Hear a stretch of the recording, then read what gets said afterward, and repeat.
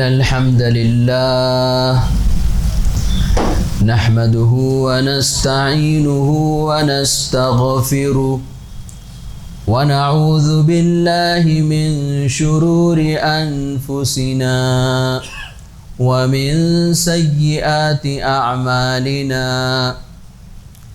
من يهده الله فلا مضل له ومن يضلل فلا هادي له وأشهد أن لا إله إلا الله وحده لا شريك له وأشهد أن محمدا عبده ورسوله أما بعد فإن خير الحديث كتاب الله وخير الهدي هدي محمد صلى الله عليه وسلم وشر الأمور محدثاتها وكل محدثة بدعة وكل بدعة ضلالة وكل ضلالة في النار.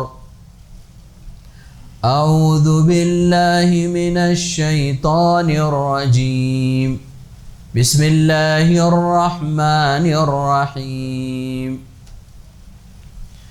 يوم نقول لجهنم هل امتلأت وتقول هل من مزيد وأزلفت الجنة للمتقين غير بعيد هذا ما توعدون لكل أواب حفيظ من خشي الرحمن بالغيب وجاء بقلب منيب ادخلوها بسلام ذلك يوم الخلود لهم ما يشاءون فيها ولدينا مزيد وكم أهلكنا قبلهم من قرن هم أشد منهم بطشا فنقبوا في البلاد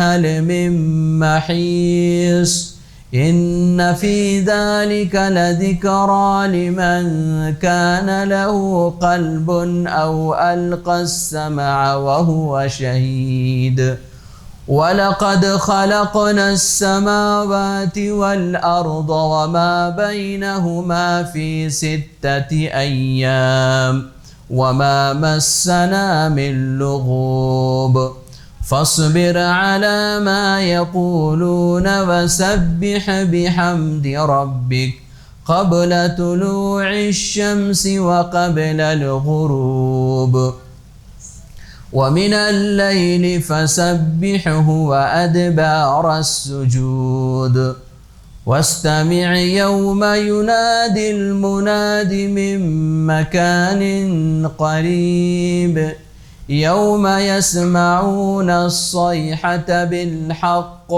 ذلك يوم الخروج.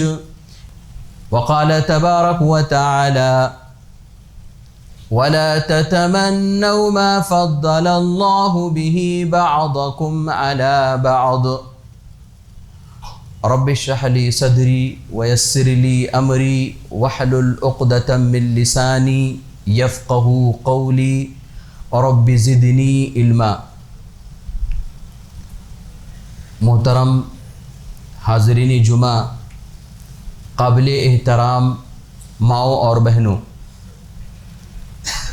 ہر قسم کی تعریف و توصیف، بڑائی و بزرگی اس اللہ رب العالمین کے لیے لائق و مناسب ہے جو تنہا اس کائنات کا معبود برحق ہے۔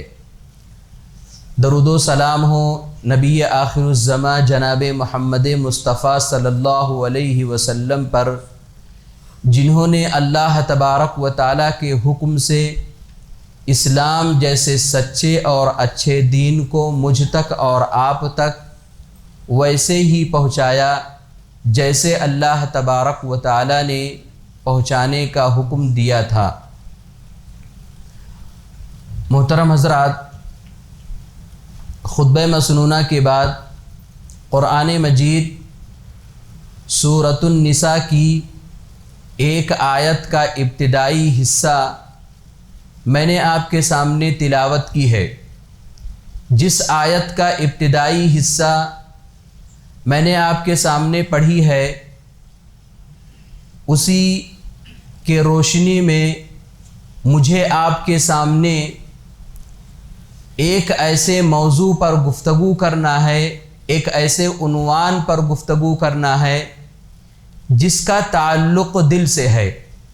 آپ جانتے ہیں، آپ کو معلوم ہے کہ کچھ اعمال ایسے ہیں جن کا تعلق دل کے ساتھ ہوتا ہے۔ مثلا خشیت الہی ہے۔ ایک انسان، ایک مسلمان اللہ تبارک و تعالیٰ سے جب وہ ڈرتا ہے تو وہ اپنے دل سے ڈرتا ہے، اور یہ قلبی عبادت ہے۔ توکل ہے، یہ بھی قلبی عبادت ہے۔ اسی طرح سے رجا اور امید ہے، یہ بھی قلبی عبادت ہے۔ ایک انسان جب امید لگاتا ہے اللہ تبارک و تعالیٰ سے تو اپنے دل سے امید لگاتا ہے، اور یہ سب نیک اعمال ہیں جن کا تعلق دل کے ساتھ ہوتا ہے۔ بعینہ کچھ برے اعمال بھی ایسے ہیں جن کا تعلق دل کے ساتھ ہوتا ہے، جو دلوں کے روگ ہوتے ہیں، جن کی وجہ سے انسان کی زندگی بدمزہ ہو جاتی ہے، یہاں تک کہ انسان کی اپنی کی ہوئی نیکیاں اس کی وجہ سے برباد ہو جاتی ہیں۔ ان بیماریوں میں سے ایک بیماری جس کا نام حسد ہے۔ ایک انسان حسد جیسے ناپاک اور کبیرہ گناہ میں جب ملوث ہوتا ہے تو وہ جہنم میں داخل ہونے سے پہلے دنیا کی جہنم میں داخل ہو چکا ہوتا ہے۔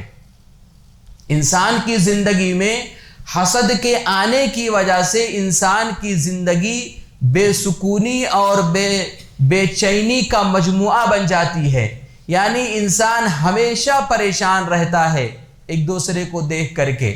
محترم حضرات، حسد کسے کہتے ہیں؟ حسد کا مطلب یہ ہے کہ کسی انسان کے پاس کوئی نعمت دیکھ کر کے یہ تمنا کرنا، یہ خواہش کرنا کہ اس سے وہ نعمت چھن جائے اور وہ نعمت، وہ چیز مجھے مل جائے۔ اسلامی شریعت نے اس کو حرام قرار دیا ہے، ناجائز قرار دیا ہے۔ اگر آپ اس طرح سے تمنا کرتے ہیں، اس طرح سے خواہش کرتے ہیں، اور اسی لیے علماء کرام نے حسد کے 5 مراتب ذکر کیے ہیں، 5 درجے ذکر کیے ہیں۔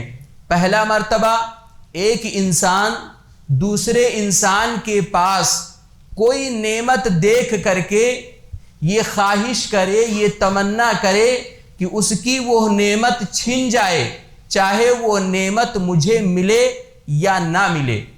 یاد رکھو، ایسی خواہش کرنا، ایسی تمنا کرنا یہ حرام ہے، یہ ناجائز ہے۔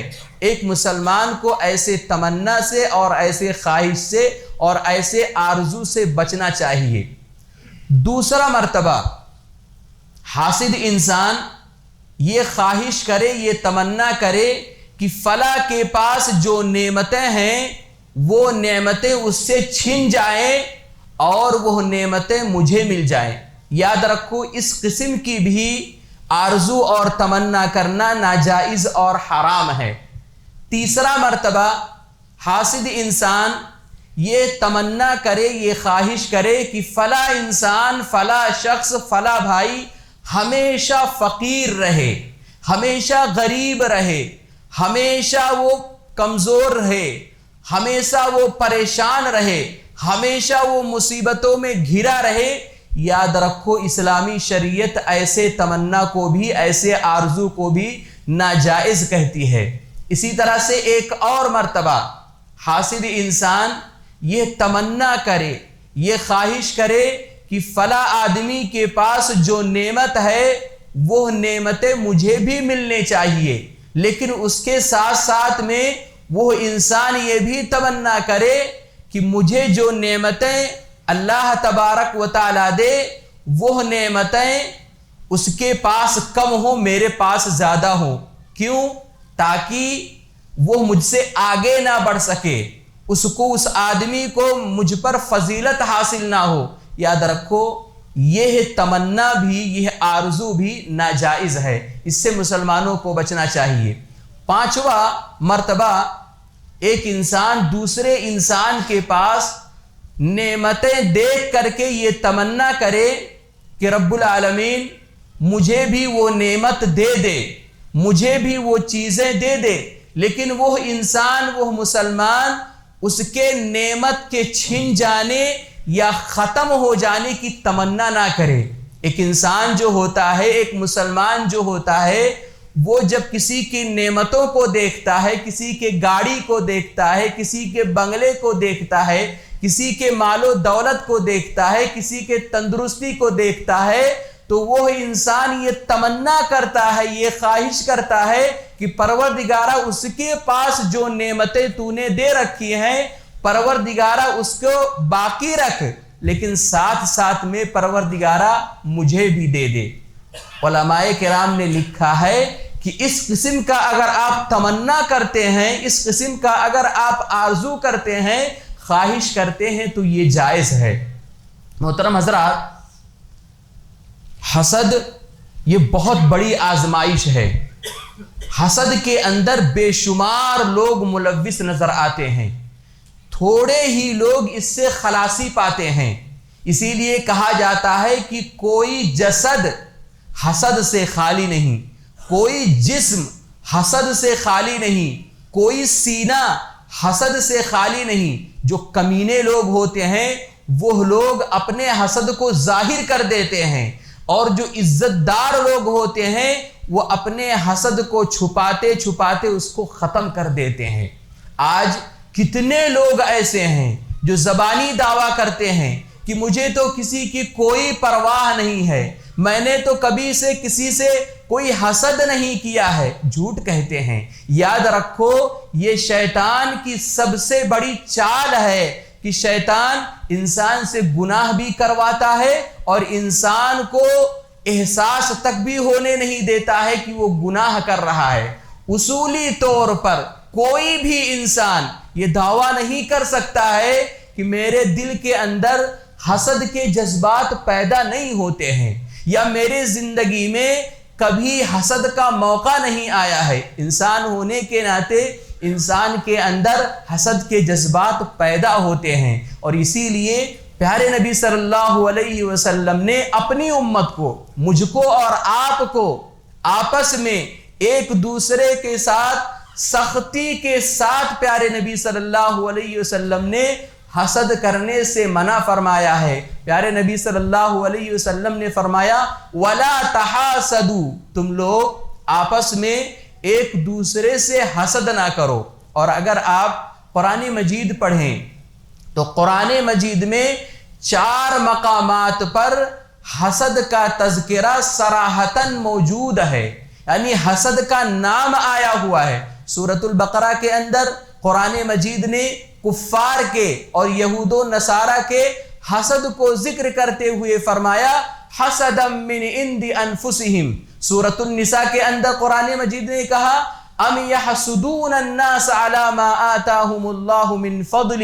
اسی طرح سے سورۃ الفتح کے اندر اللہ تبارک و تعالیٰ نے ارشاد فرمایا بل تحسدوننا، اور پھر سورۃ الفلق کے اندر اللہ تبارک و تعالیٰ نے ارشاد فرمایا وَمِن شَرِّ حَاسِدٍ إِذَا حَسَدَ۔ تو قرآن مجید کے اندر 4 مقامات پر حسد کا تذکرہ بالکل صراحتاً موجود ہے، نام آیا ہے۔ محترم حضرات، جس طرح سے قرآن مجید کے اندر حسد کا تذکرہ صراحتاً موجود ہے، اسی طرح سے قرآن مجید کے اندر اشارات کی صورت میں بے شمار آیتوں میں حسد کا تذکرہ موجود ہے۔ آپ جانتے ہیں، آپ کو معلوم ہے کہ ابلیس نے حضرت آدم علیہ السلام پر حسد کیا، اور قابیل نے حابیل پر حسد کیا، اور یوسف علیہ السلام کے بھائیوں نے یوسف علیہ السلام پر حسد کیا، اور پیارے نبی صلی اللہ علیہ وسلم پر کفار مکہ نے حسد کیا، پیارے نبی صلی اللہ علیہ وسلم پر یہود و نصارہ نے حسد کیا۔ اور محترم حضرات، آپ قرآن مجید پڑھتے جائیں، دیکھتے جائیں، قرآن مجید نے اشارات کی شکل میں بہت سارے لوگوں کے حسد کو ذکر کیا ہے، جبکہ اسلامی شریعت ہم کو اور آپ کو یہ حکم دیتی ہے کہ ہم اور آپ جب کسی کے علم و فضل کو دیکھیں، جب کسی کے جاہ و جلال کو دیکھیں، جب کسی کے مقام و مرتبہ کو دیکھیں، جب کسی کے عزت و شہرت کو دیکھیں، جب کسی کے مال و دولت کو دیکھیں، جب کسی کے مقام و مرتبہ کو دیکھیں، کسی کے گاڑی کو دیکھیں، کسی کے بنگلے کو دیکھیں، کسی کے تجارت کو دیکھیں، کسی کے بزنس کو دیکھیں کہ وہ خوب پھل رہا ہے، خوب بڑھ رہا ہے، تو اسلامی شریعت ہم کو اور آپ کو یہ حکم دیتی ہے کہ ہم اور آپ حسد نہ کریں بلکہ رشک کریں، اور رشک کرنے کے ساتھ ساتھ میں اللہ تبارک و تعالی سے اس کے فضل کا سوال کریں، کہیں پروردگارا ہم تیری تقسیم پر راضی ہے، پروردگارا جیسے تو نے فلاں شخص کو دیا ہے، پروردگارا تیرے خزانے کے اندر کوئی کمی نہیں ہے، پروردگارا جیسے تو نے اپنے فلاں بندے کو نوازا ہے، پروردگارا مجھے بھی عطا کر دے۔ آپ یہ بات ہمیشہ یاد رکھو کہ کسی کی خوشحالی کو دیکھ کر کے جلنا، کسی کے عزت و شہرت کو دیکھ کر کے سڑنا، کسی کے مقام و مرتبہ کو دیکھ کر کے کڑھنا، اور پھر اس کے خلاف سازشوں کا ایک ماحول تیار کرنا، یاد رکھو، ہمیشہ یاد رکھو، یہ سارے کے سارے راستے تباہی کے راستے ہیں، مسلمانوں کو اس سے بچنا چاہیے۔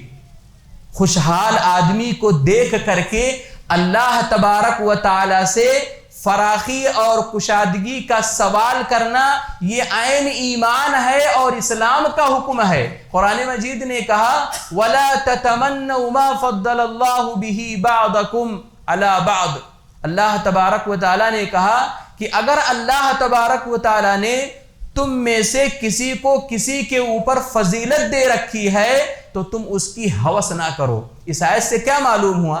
اس آیت سے یہی معلوم ہوا کہ ہر مسلمان کو اپنے وسائل اور اپنے اختیارات پر راضی رہنا چاہیے، اور ہمیشہ مزید اپنی بہتری کے لیے، اپنی برتری کے لیے اللہ تبارک و تعالی سے اس کے فضل کا سوال کرتے رہنا چاہیے۔ یہ اسلامی شریعت ہم کو اور آپ کو تعلیم دیتی ہے۔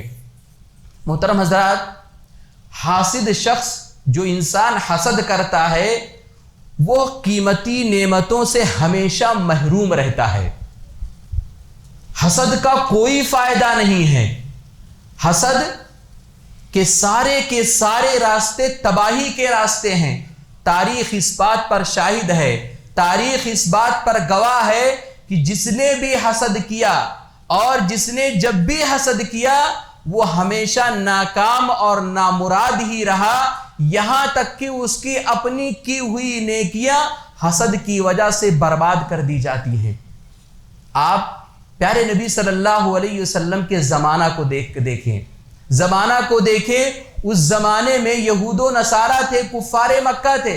کفار مکہ حسد کی بنا پر اسلام جیسے عظیم دولت سے محروم رہے۔ یہود و نصارہ صرف اور صرف حسد کی بنا پر اسلام جیسے عظیم دولت سے وہ محروم رہے، وہ مسلمان نہیں ہوئے، وہ ایمان نہیں لائے۔ کیوں؟ اس لیے کہ وہ اسی بات پر جلتے رہے، کڑھتے رہے کہ نبوت و رسالت یہ عبد المطلب کے پوتے اور عبداللہ کے بیٹے محمد صلی اللہ علیہ وسلم کو کیوں ملی۔ آج ہم اور آپ اپنے معاشرے کا جائزہ لیں، آج کتنے لوگ ایسے ہیں جو صرف اور صرف حسد کی بنا پر بہت ساری نعمتوں سے محروم ہو جاتے ہیں۔ آپ ہر جگہ کا جائزہ لے کر کے دیکھ لیں، کتنے لوگ ایسے ہیں جو حسد کی بنا پر اسلامی شریعت نے جو نعمتیں بتائی ہیں ان نعمتوں سے لوگ محروم ہو جاتے ہیں۔ محترم حضرات، حسد یہ ایک ایسی چیز ہے یہ ایک ایسی بیماری ہے کہ اس حسد کی وجہ سے آسمان پر پہلا گناہ ہوا ہے، آسمان پر پہلی نافرمانی ہوئی ہے۔ آپ جانتے ہیں، آپ کو معلوم ہے کہ اللہ تبارک و تعالیٰ نے فرشتوں کو حکم دیا کہ آدم کو سجدہ کرو۔ ابلیس کے علاوہ سارے کے سارے لوگ آدم علیہ السلام کو سجدہ کر لیے، ابلیس نے سجدہ نہیں کیا۔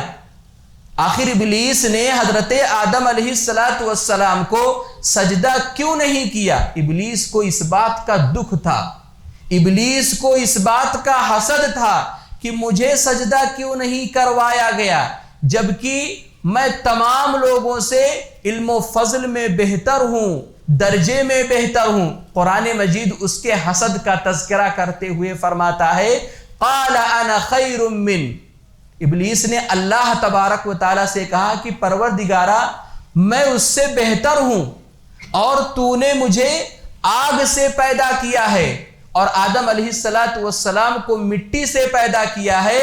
تو دیکھو حسد کی وجہ سے یہ جو ابلیس ہے اس نے اللہ تبارک و تعالیٰ کی نافرمانی کی، آسمان پر نافرمانی کی۔ محترم حضرات، حسد کی وجہ سے اس دنیا میں سب سے پہلا قتل ہوا۔ آپ جانتے ہیں، آپ کو معلوم ہے، قرآن مجید نے حضرت آدم علیہ السلام کے دونوں بیٹوں قابیل اور حابیل کا تذکرہ قرآن مجید کے اندر اللہ تبارک و تعالیٰ نے کیا ہے۔ اللہ تبارک و تعالیٰ نے حکم دیا، کیا حکم دیا؟ کہ حابیل اور قابیل قربانی پیش کریں۔ اللہ تبارک و تعالیٰ نے حابیل کی قربانی قبول کر لی۔ کیوں قبول کر لی؟ کیونکہ اس کے اندر اخلاص تھا، تقوی تھا، اور قابیل کے اندر اخلاص نہیں تھا، تقوی نہیں تھا۔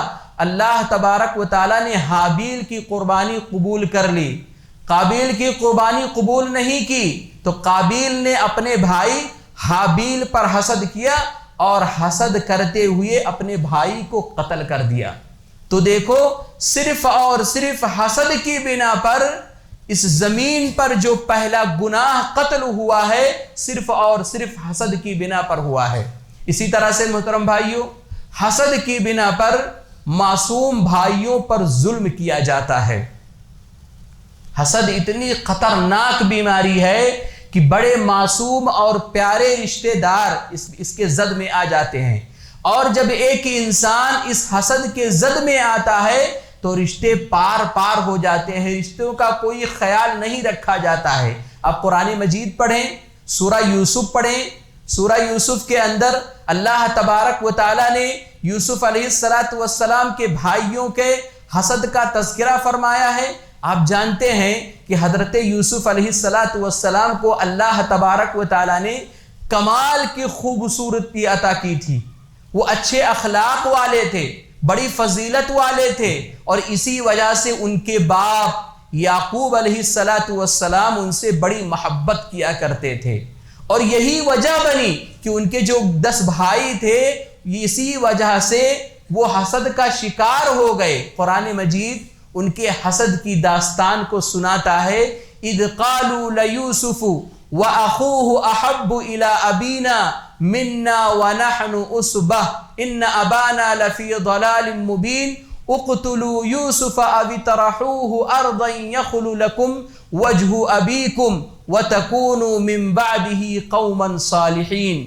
یوسف علیہ السلام کے بھائیوں نے آپس میں کہا، یوسف علیہ السلام کو یا تو اسے قتل کر دو، یا پھر اسے کسی ایسے نامعلوم جگہ پر پھینک دو، اور پھر جب پھینک دو گے تو کیا ہوگا؟ تمہارے والد کی توجہ تمہاری طرف ہو جائے گی، اور پھر اس کے بعد میں تم توبہ کر کے نیک صالح آدمی بن جانا۔ تو دیکھو، یہاں پر آپ دیکھو کہ صرف اور صرف حسد کی بنا پر ایک معصوم بھائی پر ظلم ہوا، زیادتی ہوئی۔ آج بڑے افسوس کے ساتھ کہنا پڑتا ہے کہ صدیاں گزر جانے کے بعد حسد کی بیماری آج بھی ہمارے گھروں کے اندر موجود ہے۔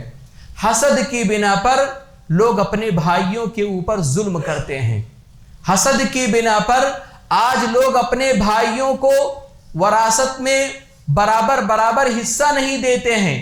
حسد کی بنا پر لوگ اپنے بھائیوں کو آگے بڑھنے نہیں دیتے ہیں۔ حسد کی بنا پر لوگ اپنے بھائیوں کو جھوٹے مقدمات میں پھنسا دیتے ہیں۔ حسد کی بنا پر لوگ اپنے رشتہ داروں کے درمیان میں نہ جانے کیسی کیسی ظلم اور زیادتی کرتے ہیں۔ اور یاد رکھو، یہ سب گناہ ایسے ہیں جو صرف اور صرف حسد کی بنا پر جنم لیتے ہیں۔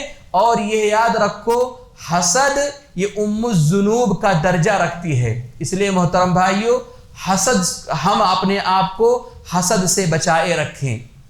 اسی طرح سے محترم حضرات، حسد کی آگ نیکیاں کھا جاتی ہیں۔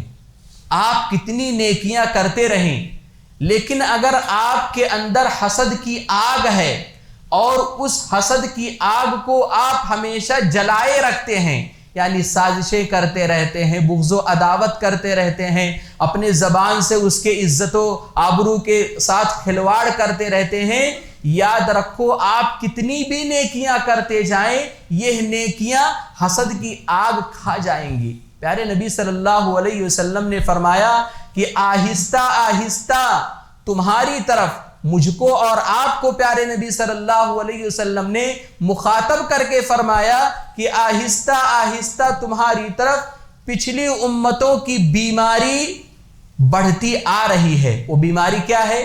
پیارے نبی صلی اللہ علیہ وسلم نے فرمایا کہ وہ بیماری حسد ہے، بغض ہے۔ اور پھر پیارے نبی صلی اللہ علیہ وسلم نے کہا کہ میں یہ نہیں کہتا ہوں کہ یہ حسد، یہ بیماری آپ کے سر کے بالوں کو موڑ دے گی، بلکہ میں یہ کہتا ہوں کہ آپ کے دین کو ختم کر دے گی، آپ کے دین کو موڑ دے گی۔ اس کا مطلب کیا ہے؟ اس کا مطلب یہ ہے کہ جس طرح سے انسان کے سر میں جو بال ہوتا ہے، جب وہ ختم ہو جاتا ہے تو وہ گنجا ہو جاتا ہے، اس کا سر جو ہوتا ہے بالکل بال سے خالی ہو جاتا ہے۔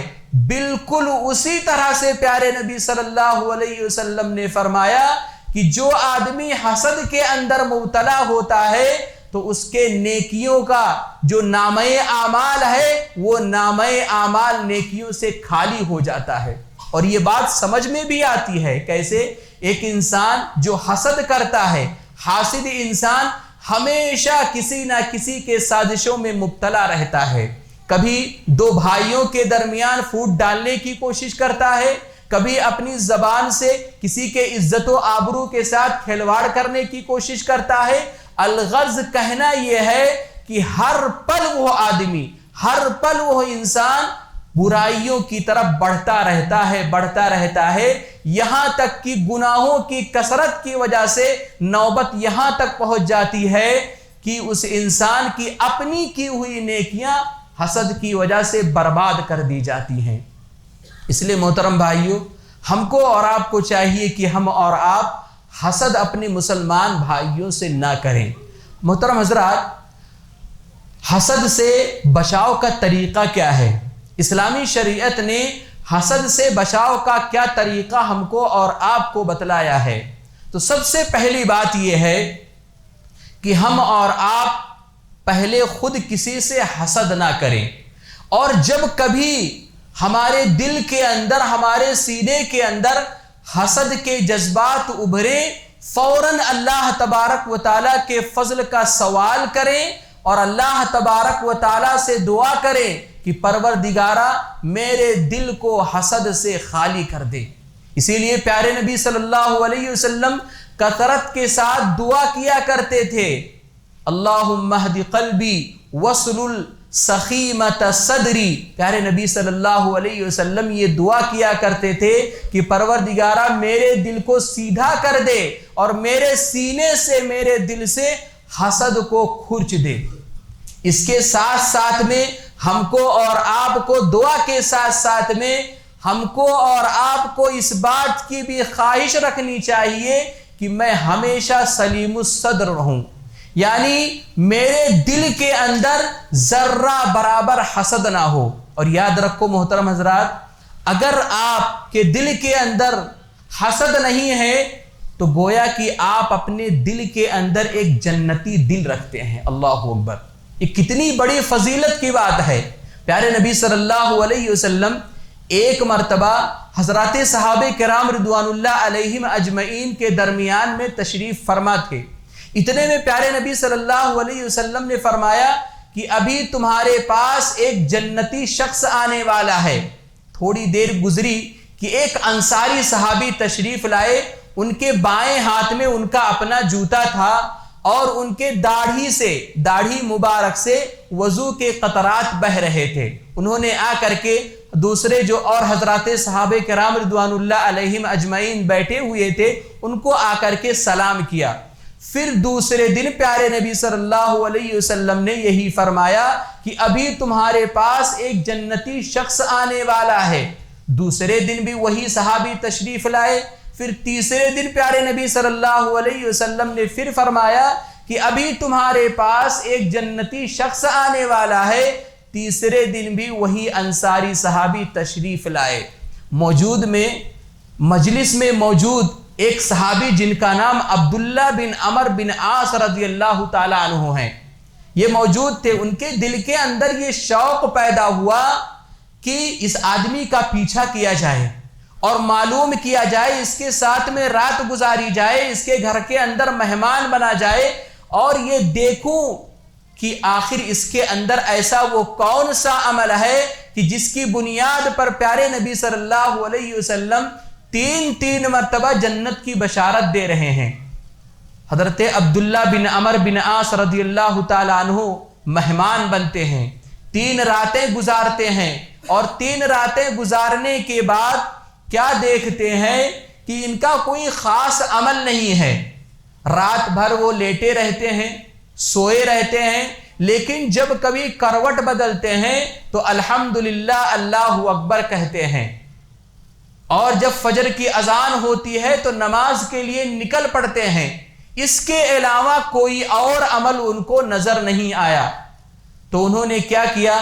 عبداللہ بن عمر بن عاص رضی اللہ تعالیٰ عنہ نے اس انصاری صحابی سے کہا کہ بھائی میں اجازت چاہتا ہوں، میں اب جانا چاہتا ہوں، میں جس مقصد کے لیے آیا تھا وہ مقصد مجھے حاصل نہیں ہوا۔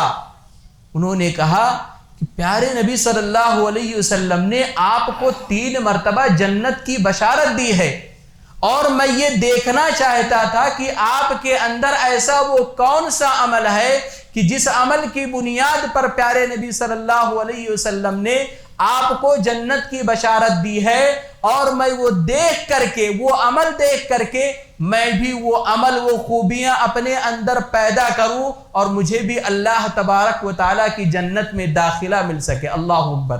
یہی سوچ ہر مسلمان کی ہونی چاہیے کہ ایک مسلمان جب اپنے سے زیادہ مقام والے کو دیکھے تو اس کی جیسی خوبیاں اپنے اندر پیدا کرنے کی کوشش کرے۔ کسی کے مقام کو دیکھ کر کے جلنا، کڑھنا، سڑنا، یاد رکھو اسلامی شریعت ہم کو اور آپ کو اس سے منع فرماتی ہے۔ محترم حضرات، عبداللہ بن عمر بن عاص رضی اللہ تعالیٰ عنہ نے جب کہا کہ مجھے کوئی خاص مقصد کے تحت میں آیا تھا، وہ خاص مقصد مجھے حاصل نہیں ہوا، تو اس انصاری صحابی نے کہا کہ بھائی میں سیدھا سادھا مسلمان ہوں، میں کوئی بہت زیادہ عبادت گزار انسان نہیں ہوں، بس بات اتنی ہے کہ میں اپنے دل کے اندر مسلمانوں میں سے کسی بھی مسلمان کے تعلق سے اپنے دل کے اندر حسد نہیں رکھتا ہوں۔ یعنی اس کا مطلب کیا ہے؟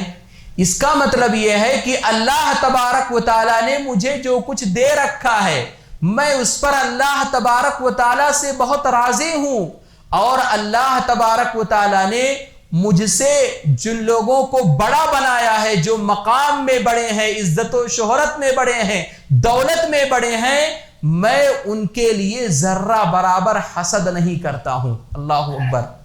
حضرت عبداللہ بن عمر بن عاص رضی اللہ تعالیٰ عنہ کہنے لگے کہ ہاں یہی وہ چیز ہے جو مجھے مل گئی اور ہم لوگ اسی کی طاقت نہیں رکھ پاتے ہیں۔ یعنی کہ انہوں نے کہا کہ یہی وہ چیز ہے، آپ کے اندر جو کمال ہے وہ کمال یہی ہے کہ آپ کا دل حسد کی تمام اقسام سے پاک ہے، اور مسلمانوں کی خیر خواہی کے لیے آپ کا دل بھرا ہوا ہے۔ اسی لیے پیارے نبی صلی اللہ علیہ وسلم نے آپ کو جنت کی بشارت دی ہے۔ محترم حضرات، ہم کو اور آپ کو چاہیے کہ دیکھیے یہ فطری چیز ہے، ہم کسی کے مال کو دیکھتے ہیں، کسی کے دولت کو دیکھتے ہیں، کسی کے بنگلہ اور گاڑی کو دیکھتے ہیں، کسی کے بزنس کو دیکھتے ہیں، ہمارے دل کے اندر یہ جذبات پیدا ہوتے ہیں، یہ جذبات ابھرتے ہیں، لیکن جو عزت دار آدمی ہوتا ہے، جیسے کہ میں نے کہا، وہ اپنے اس حسد کو چھپاتا ہے اور چھپا کر کے دھیرے دھیرے اس کو ختم کر دیتا ہے۔ اور جب کبھی ایسا جذبات ہمارے اندر پیدا ہو، یاد رکھو اس آدمی کو آپ اس کے حق میں دعا دے دیا کریں، اور جیسے ہی آپ دعا دیں گے اس کو، آپ کے دل کے اندر جو حسد ہے وہ ختم ہو جائے گی۔ یہ بہت بڑی بات ہے۔ اسی طرح سے محترم بھائیو، تو جب آپ اپنے آپ کو حسد سے پاک کر لیں تو دوسرا مرحلہ یہ آتا ہے کہ اب آپ حاسدوں کے شر سے بچیں۔ حاسدوں کے شر سے کیسے بچیں؟ بہت آسان طریقہ ہے۔